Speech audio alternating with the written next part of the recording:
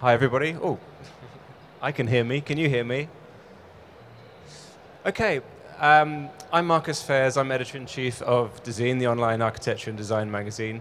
And I'm delighted to share the stage on the first day of 100% Design with a fantastic designer and a good friend, actually, Yves Behar, who's flown over from California to be in London this week.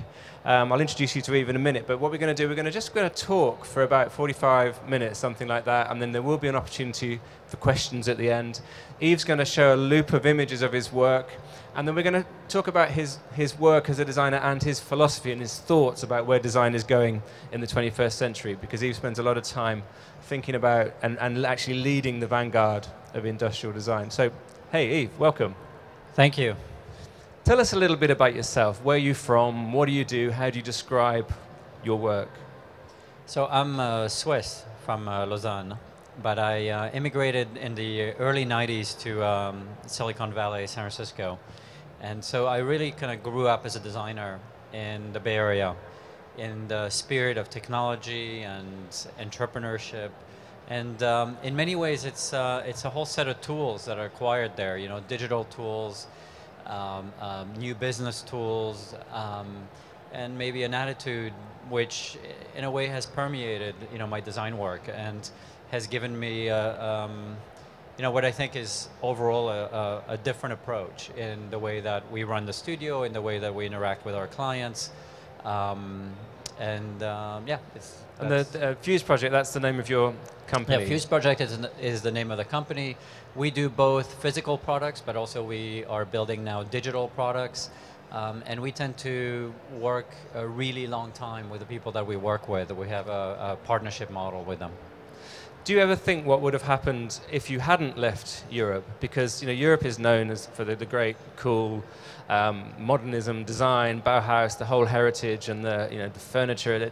America's kind of not as active in that sense. But you mentioned as well that California, where you ended up, had the whole Silicon Valley thing going on. So, what might have happened if you hadn't gone there, and how did that environment on the West Coast influence what you've become?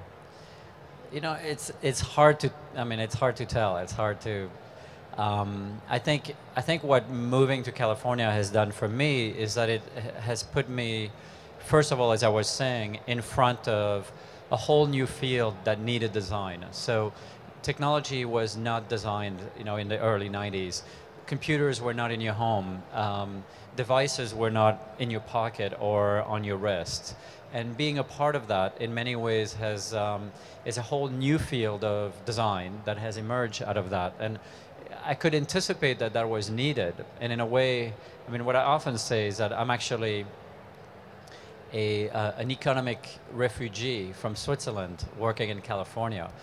Because, to be very honest, there isn't this kind of industry in Switzerland that can support the kind of experimentation, the kind of sort of a long view that companies are taking over there. So I would probably be a very, very small studio, maybe me and a couple of interns, you know, versus having a larger scale operations that allows me to do all these different things. So in the early days then, were you working for some of the startups? Were you working for the computer companies? What kind of projects did you get involved with that you couldn't have got involved with elsewhere in the world? So in the early days, what I found fascinating, you know, again, it's 20 years ago, but the first studio I got into, I started working at, they were working on mostly exhibit design and furniture design. And actually, they were working with Herman Miller, which was you know, in a way, back then, it was a discovery. You know, all the work that had been done, you know, by Charles Eames and George Nelson in the you know, 50s and 60s had been almost a bit forgotten by the early 90s because the work wasn't in distribution, wasn't widely distributed then, et cetera, et cetera. So, you know, I discovered, in a sense, sort of furniture design, exhibit design, and then I worked with consultants like Frog Design and Luna Design for companies like Apple and Hewlett-Packard and Silicon Graphics. And again, but in the very early days when people were thinking about, you know, the computer, the desktop computer, going from being an object you have in a workplace, an object you have in a back room, to an object that now is living with you, that you can carry around. I think the first year that I joined Lunar, the first laptop was being developed for Apple. The first laptop computer was being developed then. So this whole field of things being portable, things you carry with you, things you touch, things where you integrate technology, and is something that I experienced in it since its early days. And what was the mood amongst those computer companies towards design? Did they get it? Did they think, who's this guy from Europe telling me about form and tactility and things like that? Or did they inherently understand that it would help them sell products and make things better for consumers? Well, some of them got it, but the vast majority didn't get it. And it's, honestly, it wasn't that different from the way large industry in Europe doesn't get, I'm talking about large industry, I'm not talking about, furniture and home accessory companies that we think are big and important. I mean, they're tiny relative to large, European industry or global industry. And, it's not that different from the way, a lot of large industry in Europe sees design today as really just something to kind of, do at the end, something to kind of, a bit as an add-on.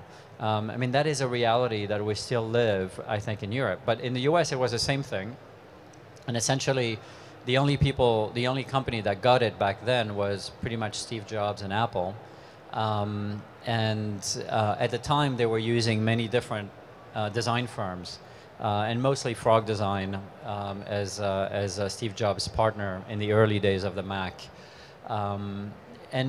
Most of the time, I would go to companies and I would be in the room, I would be surrounded by business people, and they would look at me and they would say, what's the return on investment for design? I mean, it's just, they really did not understand what we were doing there. It was not a factor in determining a company's success, in determining, why you would do things or how you would approach a user. I mean, it was really not a factor. And so I had to battle through these years of having to, prove to people that design actually brings a lot of value, creates a lot of value. And obviously, we got a lot of help since Apple has, for the last 10 years, has really done so well.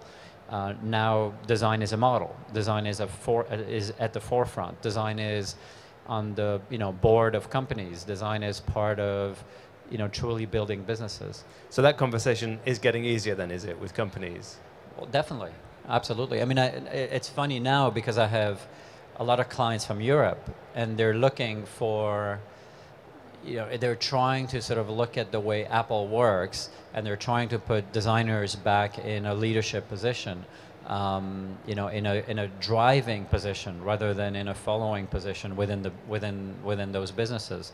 And I mean, that means a huge change for us designers.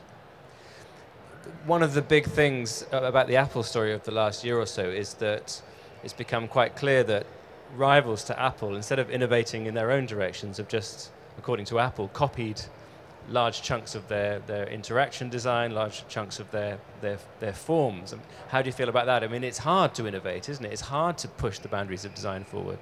It's hard. It demands, a full commitment from a business standpoint. The investments are immense. I mean, they're incredible. The investments in, sort of the underlying technologies to do something a little different in this way or that way. But I think people are getting it now. I mean, I think, the leadership that Apple has taken, of course, makes a lot of companies want to emulate. They're trying to be similar.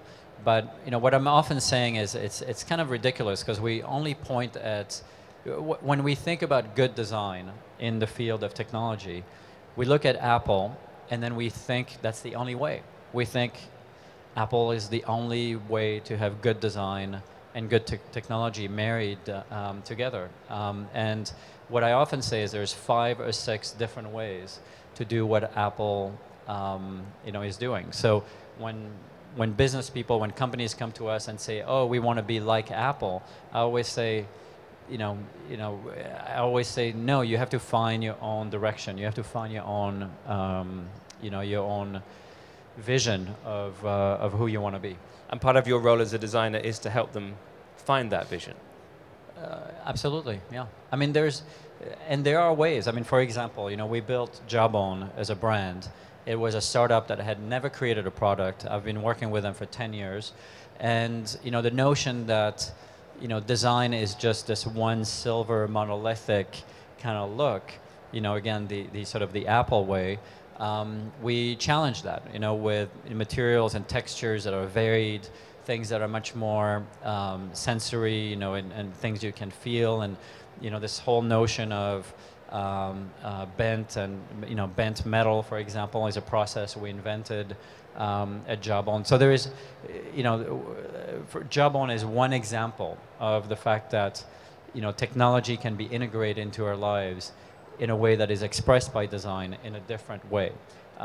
It's not about being better, or it's not about being, like something else. It's about building your own reference points, building your own technologies, your own way of making things, and your own way of connecting with the consumer. Do we have the images? Can we see? Oh, yeah. I mean, I can move forward to certain things. This was this is the latest, the big Jambox, but. So tell us about Jawbone and your relationship with them, because you're not just a freelance designer they hire in when they've got a product launch coming up, are you? It's you're a bit more involved in the corporate structure, in the... A little bit or a lot, yeah. Well, I've been working with Jawbone for 10 years in a partnership model, which means that I'm one of the executives in the company who essentially who is part of every decision that's being taken. I'm at the same level with, the chief financial officer, for example, or the chief technology officer. And that allows me to understand everything that's going on in the company, where we can invest into things, when we can create new, new lines of business, or where we can find new opportunities. So my role is essentially to be the chief creative of a growing, business, and from making kind of, essential products to kind of stretching them into new dimensions of customization. For example, this is a customization engine that allows people to decide what colors and what textures they want to combine on the Jambox, which became the #1 selling speaker in America, #1 selling speaker at all the Apple stores, etc. And then also stretching the brand into cultural places, having it be a mainstream product, and at the same time having it be a product that can be experienced in a sort of gallery setting. This is a project we did together around sound and assembling 1,600 Jamboxes into these structures. So my role is to just stretch the company into new areas where where design can play a role, and where the brand can be presented in the right way. And the latest, and what we're still working on, is this wearability. How technology is becoming wearable, and how technology is giving you important data about how you live, and how your sleep cycles or your movement. So this is a device that allows you to keep track of how much you move, how much you sleep. So this is the thing on your wrist here, isn't it? Yeah. So tell us a little bit about this. So this is called the Up Bracelet, and it's a quantified self device, which allows you to track your activity, track your sleep. You can even see the difference between your light sleep and your deep sleep. And also you can keep track of your friends or loved ones, or your team, as we call it, like a sports team in a way. You can kind of tell them to do more, to get off the couch, or you can encourage them if they're running or doing physical activity. And this is one of the key areas in which design is changing in the 21st century, isn't it? Because in the 20th century, technology was kind of in its own box. It was the computer. Right. Even a smartphone is really, it's like it's a communication device. But you're not Right. now talking about things where technology is embedded in your life. It helps you monitor what's happening in your life, helps Sure. you make decisions. So tell us a bit about how technology and what we think of as 3D design, clothing, this could be seen as a piece of jewelry that's smart. I mean, how far can this merger between dimensionality and technology take us? And give us some examples. What I find exciting is exactly this notion that computers or our experience, for example, of the internet or things that happen just on screens or in boxes is really going to go away. What we call the Internet of Things, which is the data and the knowledge and the search and the experiences that we have on the internet is becoming things that we wear, things that we put on our heads, on our bodies, in our shoes.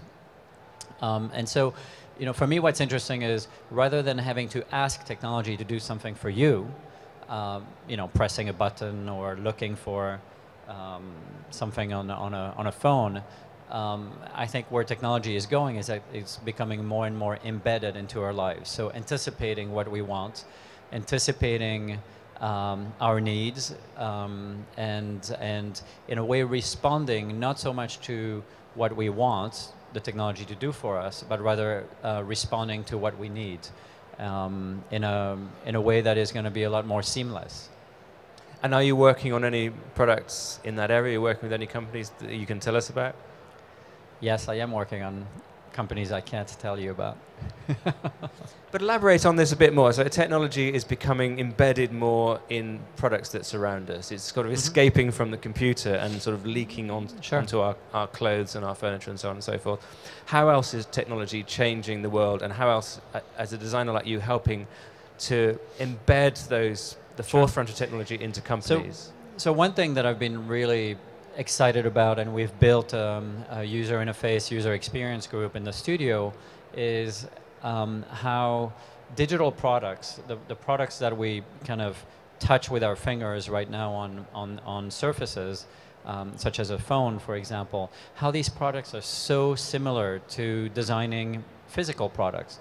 When you think about the identity of something, the way it looks, when you think about functionality, where to touch it, where to transform, this piece of furniture or this object. When you think about, the 10-foot view, the sort of iconography from 10 feet or 15 feet. When you think about, the textures and the discovery that happen at closer touch. All those notions are exactly the same, whether you're doing a hardware product or whether you're doing a software product, whether you're doing a physical button interface, or whether you're doing organizing the functionality of an app, for example. So what I've been really interested in is when these things get designed together as one, really new, interesting paradigms, really new, interesting experiences are happening. And let me just say one thing here, probably that's going to be a little bit provocative. Nobody's really doing that today. Even Apple is designing their product and their software separately, right? I mean, the look, the skeuomorphism that you find in user interface on Apple products, the faux leather, on the calendar, etc., that's not on the hardware product, right? So designing these two things as one at the same time is really a completely new, really fascinating exercise for me as a designer. I mean, I'm so excited about it. It's just the same when you design a piece of furniture. You think about the foam that's inside and how it's going to respond to the body, and also the way it looks on the outside, the shape of it. And think about the fact that technology is designed completely separately, as if, the way this chair feels is when I sit in it, when I feel it, when I experience it, as if somebody else was designing that part, and then a designer was designing the outer look of it, right? So that's a whole new, sort of blue ocean for us as designers. It's a new frontier. Let's rewind back a bit, because you mentioned this term skeuomorphism, and that means in Apple devices, people particularly go on about it. Like, you have this sophisticated glass and aluminium phone, and then the diary's got leather grain on it, and the bookshelf is made to look like wood. I mean, what's that all about? Is that a kind of a design failure, or is that, my understanding of it is they use those languages because your brain is configured to expect leather in a diary, so it puts you in a diary type. Yeah, but you could use the exact same explanation for a hardware product. You could say, well, you know, I don't know what a tablet is. I've never used a tablet. Let's make it look like a book, or let's make it look like, you know, my leather-bound, you know, notepad. Obviously, they didn't go there with the hardware. So why did they go there with the software? Is a, you know, really good question. And you know, there's now many companies that are looking at it in a way that is quite interesting. And Apple actually is a little behind in that area. And so what is the way forward then? You're saying you reject the notion of making a smartphone diary look like a leather desk-bound diary, but so what does it look like? Or what is the approach that leads to the answer to that question? Well, I think the approach that I'm talking about is to actually design both these elements at the same time. Design the interface and the hardware at the same time. So you really think about, for example, what is the mood, what is the, you know, what is the appropriate color, what is the appropriate arrangement of function for this calendar. Let's say, you know, a calendar on a tablet or on a phone. You know, what is, you know, what are the emotions that go with that? You know, how do I feel stressed or challenged by the complexity of a calendar? You know, do I need to divide it in, for example, we're working on a calendar right now. Do I need to divide it in hours? Or is my first view just a view about, should I just know what's happening in the morning and the afternoon, and as I zoom in, I can see more detail? Because if not, if I'm looking at my calendar, I freak out. I mean, you know, there's 15 different things I'm supposed to do in a day. But if I know that in general, what I'm doing in the morning is this, I'm in the office brainstorming with a team on 12 projects, but that's okay. I'm just in the office brainstorming with a team. And in the afternoon, I have a trip down, you know, to visit a factory or a client. And I can see kind of in broad strokes, right? So maybe there's a different way to look at the calendar rather than the paper, you know, the traditional paper schedule where, you know. So in a way, referring back to the memory of the paper calendar is holding us back because that has a limitation and the technology can do so much more. But by using that form factor, it's setting boundaries. The opportunities are, you know, are there, and the fact that we are not taking these opportunities as designers, I think is lazy. Does this have a name, this idea, this notion of bringing together software design and physical design at the same time? I mean, skeuomorphism is the opposite, is what you're rejecting. Right. Good design? I think we'll have to come up with a better term than that. But and have any successful iterations of this come out yet from your studio or any others? Can you talk about something that does this job really well, brings these two things together? I can't point at like existing products, but I have demo products that we're working on. For example, on my phone right now, around sports and physical activity. That are, I think, pretty interesting. There's some calendar work we're doing. There's also work that we're doing on the $100 laptop. We're about to launch the tablet version of the $100 laptop, and we are working on a set. First of all, a general interface. How do children navigate, you know, 100 applications, 100 different learning tools? How do you organize these tools? How do you you know, how do you make them, I think I'm going to have to go all the way through back. Oh. Thanks. So, you know, how you get, for example, you know, here there is a theme which is, you know, children want to be something. So, you know, I want to be an astronaut, or I want to be a mathematician.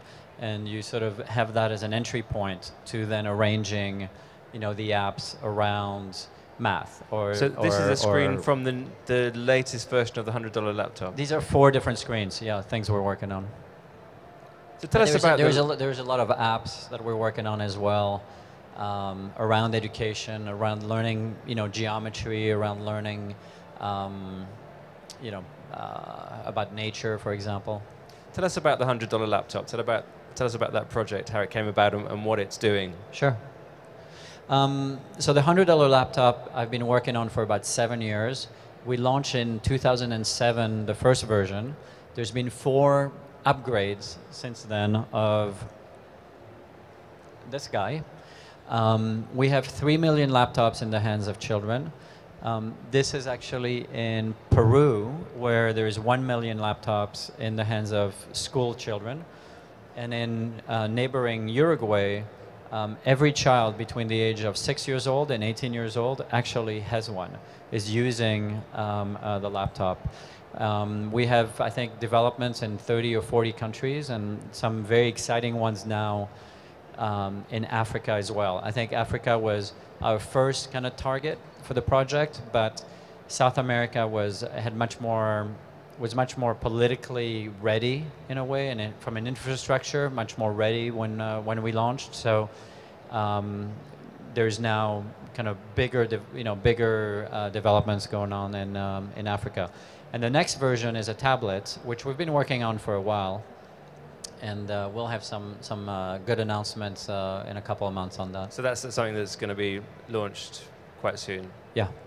And the $100 laptop, just to remind everybody, was a project to make computers accessible to parts of the world that wouldn't normally be able to afford a... Exactly, to the developing world. I mean, if you think about a country, any country outside of, the sort of traditional Western countries we think about, if you think about Uruguay or Peru or Ethiopia, how do you digitize your population? If you are trying to sort of teach, computing to, your university students when they're 25 years old, you've missed 95% of your population. And you've missed all the learning that happens when you're 6, 7, 8, 9 years old, when you're learning how to code, when you're learning how to explore, when you're learning all of that. So in a way, it's a way to digitize, to teach all those skills to an entire population at a very affordable cost. You've become associated with the notion of sustainable design, sustainability, and I guess this is sort of social sustainability, isn't it? It's giving opportunities to people that may not otherwise have them. Tell us a little bit about what your vision of sustainable design is and what it means. Well, for me, what's interesting what's interesting in sustainability is that it's a progression. But if we look at 20 years from now, there is not one industry that has to retool itself to be simply more sustainable. And the problem is, if you look at all of our manufacturing facilities and all of our industrial sites, those are the places that need to be retooled and rethought. And there is no doubt in my mind that this is work that is happening and will be happening. So while industry is thinking about retooling itself to be more efficient, to respond to a consumer demand that products be sustainable and use less energy and cost less, etc.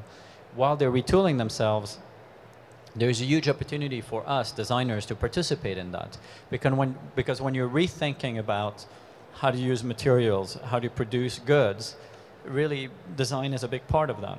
So my sense is that we need to be very much embedded into efforts of retooling industry, retooling companies, because we need to, kind of move, help, industry move in those places in ways where, better design is going to come out of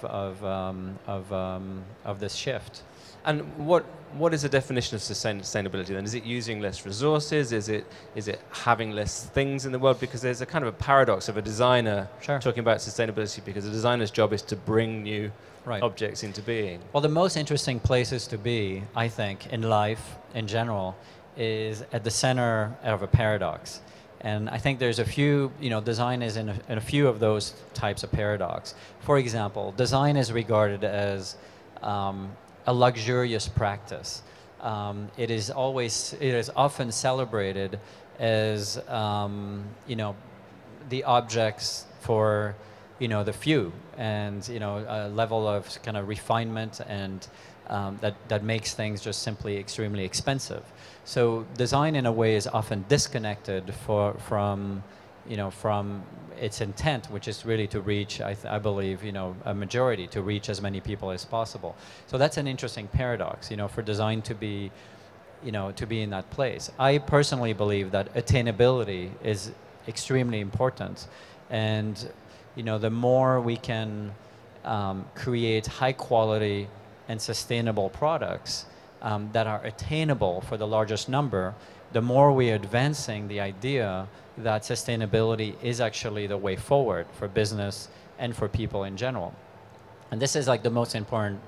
My definition of good design is that good design, really, helps move forward the ideas, the upcoming ideas, the ideas of the 21st century, and so for me, that's what good design does. It accelerates the adoption of these new ideas, and so our role is as designers is to do exactly that. Can you tell us about and show us any of the designs that you've done that you're proud of in terms of sustainability? So the Clever Little Bag is an interesting project with Puma, and it took us about 3 years to build, to retool essentially the Puma factories in order for all around the world, because this has, they make shoes all around the world, 80 million shoes, and we were able to reduce the amount of materials and the amount of energy used in making shoe boxes by 65%, and eliminate all chemicals, for example, printing chemicals, out of the process. I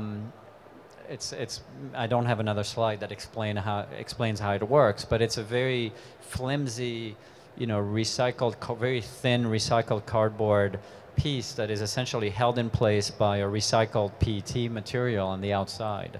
And the combination of these two creates the structure that is needed for shoes to travel on boats, and to travel on conveyor belts at distribution centers, et cetera, and to protect the shoes also in transport. What happens in store has been fascinating, because we have been able to almost get rid of the plastic bag, those vinyl plastic bags that we don't know what to do with, because a Clever Little Bag gets used then in purchase, after the purchase, to take the shoes home. So this is like one of these projects where initially it's not very glamorous. Every designer wants to design the next, super cool collection of shoes for Puma or Nike, right?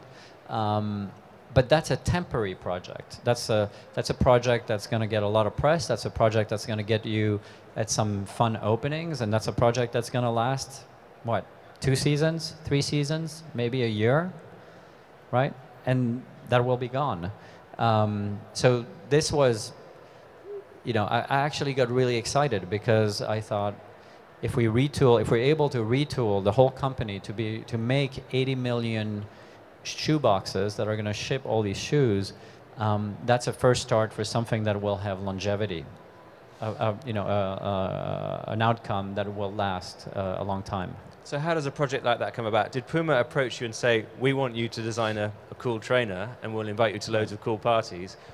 And so you said, no, actually, let's look a bit deeper. Or how did it come about? Well, I've been having, we've done projects with Puma for a few years, and we've been having that dialogue. So those ideas have, when you work with people for a long time, you start to know, who, how, what fascinates you, what excites you. And the previous CEO at Puma, who had been there for 15 years, was extremely interested in sustainability, was somebody who was deeply committed to creating a platform called Puma Safe for both a social engagement platform, a social platform, and a sustainability platform for the company.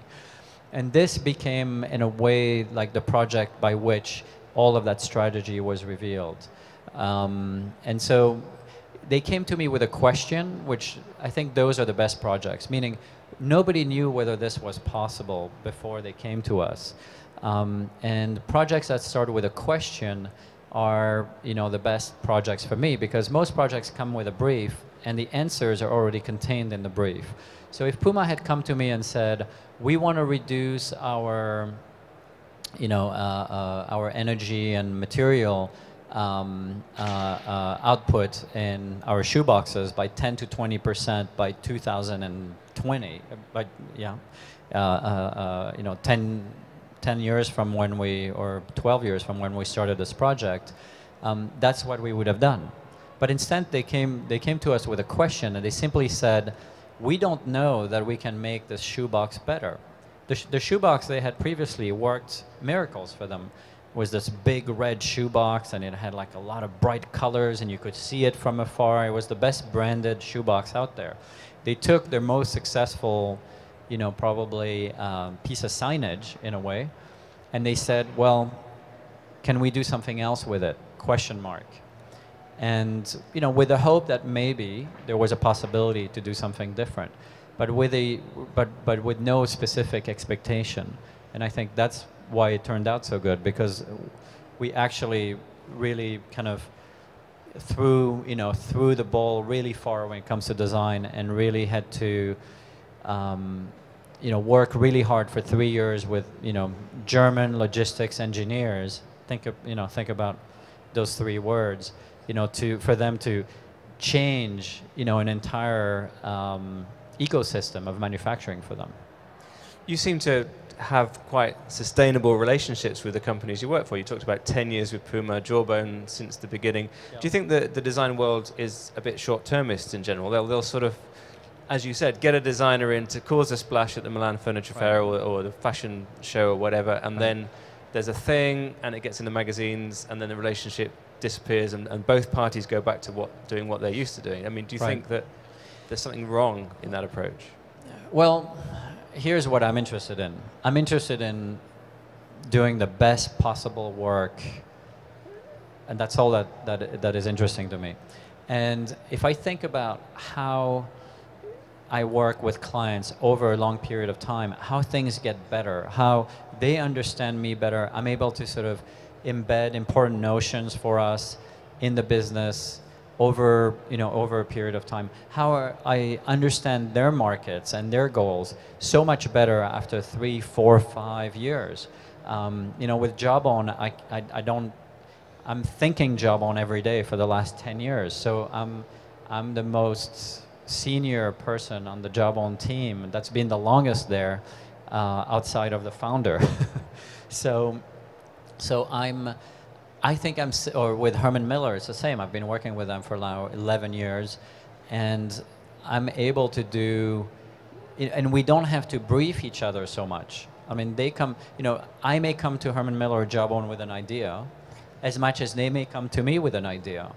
And we agree to explore that idea together, rather than just this being a brief, a strict kind of brief and deadline-driven kind of relationship. I mean, of course, there are goals and there are things that we're trying to achieve, and there are briefs of sorts, but we always expand them because we understand the area that they want to play in, and also what their overall goals are. So in those long-term relationships, for me, simply that's when the best design work happens. If I didn't have a relationship with Puma, there's no way we would have worked for 3.5 years, diligently to launch this. I mean, people get tired and kind of move away and go to the next thing. If a brand approached you and said, hey, we love your work, we just want you to do something that will get us loads of press attention, would you walk away from it, or what would your response be?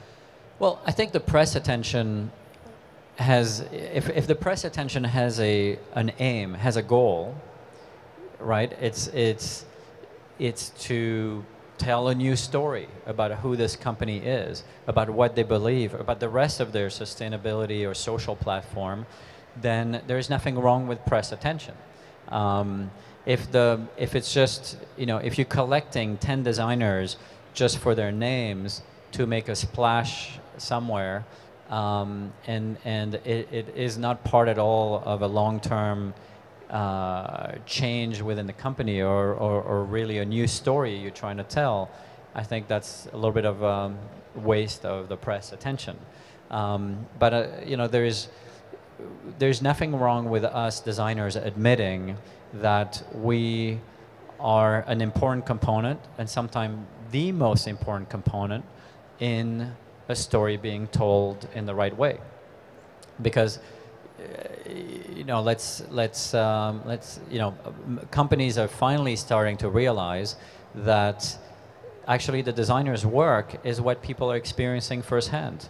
It's not the advertising, right? It's not the marketing. How people are talking about a product is when they, you know, look at it and feel it and take it into their homes and use it.